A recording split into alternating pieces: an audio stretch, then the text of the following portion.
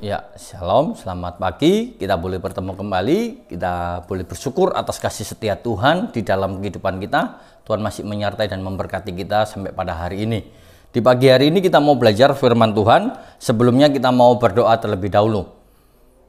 Bapa kami di dalam surga, di dalam nama Tuhan Yesus, kami mengucap syukur buat segala kebaikan dan pertolongan yang Tuhan berikan dalam hidup kami. Tuhan memberkati setiap kami yang mendengarkan firman Tuhan, dan kami hamba-Mu yang menyampaikan, kami serahkan dalam tangan Tuhan juga. Terpujilah nama Tuhan di dalam nama Tuhan Yesus, haleluya, amin. Ya, puji nama Tuhan. Di pagi hari ini kita mau belajar tentang kebenaran firman Tuhan, mencari alasan. Kita mau melihat bahwa di dalam kehidupan kita, bahwa setiap kita pasti mempunyai banyak alasan ketika kita berbuat salah. Hal ini pernah dialami oleh manusia pertama kali, Adam dan Hawa. Dimana kalau kita membaca di dalam Kejadian pasal yang ketiga, ayat yang ke-12 sampai yang ke-13, saya akan membacakan bagi kita semua. Manusia itu menjawab, perempuan yang kau tempatkan di sisiku, dialah yang memberi dari buah pohon itu kepadaku, maka ku makan. Kemudian berfirman Tuhan Allah kepada perempuan itu, apakah yang telah kau perbuat ini? Jawab perempuan itu, ular itu yang memperdaya aku, maka ku makan. Jadi di sini kita bisa melihat bahwa begitu banyak hal-hal yang pernah kita lihat di sekeliling kita. Seberapa besar kita mampu melihat orang itu mempunyai banyak alasan. Seberapa besar orang-orang itu punya alasan yang luar biasa. Banyak orang yang mempunyai alasan yang begitu luar biasa alasannya. Mulai dari hal yang paling kecil sampai hal yang paling rumit. Di saat mereka terdesak, banyak sekali alasan-alasan yang disampaikan. Dan kita juga bisa melihat bahwa alasan-alasan mereka yang mereka cari adalah untuk membenarkan dirinya, supaya dirinya tidak disalahkan.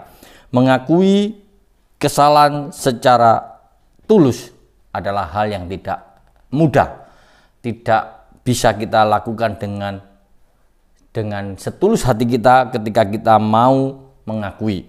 Karena ketika kita mau mengakui, itu berarti kita harus melawan ego kita. Kita harus melawan harga diri kita, wibawa kita, bahkan harus siap menerima akibat dari kesalahan kita kalau itu memang berat. Namun kenyataannya banyak sekali orang-orang itu mencari sebuah alasan supaya dia dapat dibenarkan.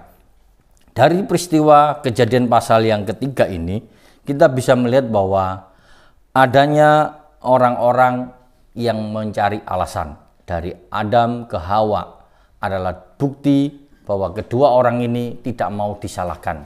Nah, di sini kita bisa melihat bahwa ketika Hawa tergiur dengan buah pohon pengetahuan baik dan jahat yang ada di tengah-tengah Taman Eden, disitulah Hawa mulai melanggar perintah Allah, mengakibatkan adanya kejatuhan dosa di dalam hidupnya. Nah, di sini kita bisa melihat apa yang dilakukan oleh kedua orang ini, manusia pertama Adam dan Hawa. Ternyata mereka selalu memberikan jawaban untuk mencari alasan. Jadi kalau kita lihat, keputusan ada pada Adam. Namun kalau kita bisa melihat, justru dia mengatakan demikian kepada Tuhan. Dikatakan, perempuan yang kau tempatkan di sisiku. Jadi ini adalah satu bentuk alasan Adam supaya dia tidak disalahkan oleh Allah. Dan yang kedua, kita bisa melihat bahwa Hawa pun ketika ditanya oleh Allah, dia pun berkata bahwa ular itu memperdaya aku. Jadi sebetulnya kalau kita ingat kembali bahwa Adam sudah diperintahkan untuk tidak boleh makan buah yang ada di tengah-tengah taman itu. Namun kenyataannya bisa mereka lakukan karena mereka tergiur. Demikian juga dalam kehidupan kita, terkadang kita sudah diberitahu, dikasih rambu-rambu untuk tidak boleh melakukan. Namun seringkali kita melanggar. Dan ketika kita melanggar, banyak sekali alasan yang kita sampaikan.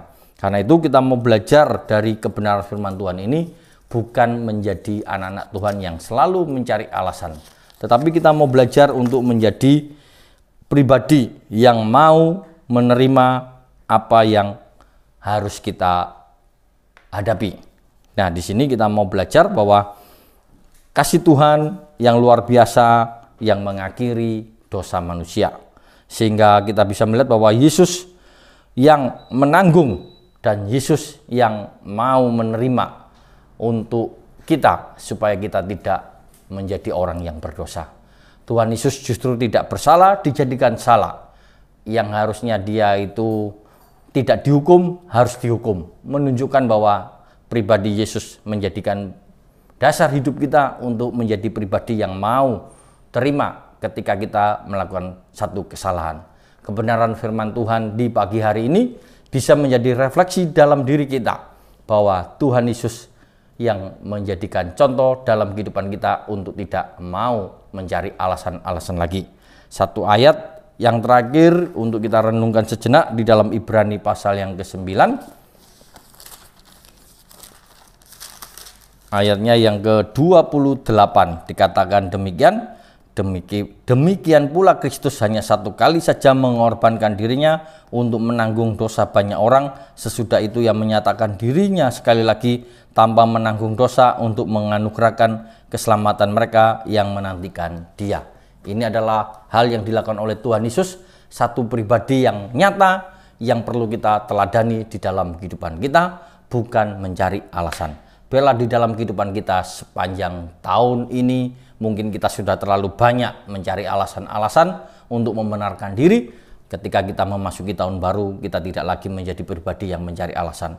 Kalau kita salah, kita mau belajar mengaku salah, di mana kita belajar menjadi manusia yang bertanggung jawab, menjadi manusia yang tidak perlu malu ketika kita salah. Biarlah kebenaran firman Tuhan di pagi hari ini membawa kita semua menjadi pribadi-pribadi yang meneladani pribadi Kristus. Amin firman Tuhan, kita berdoa.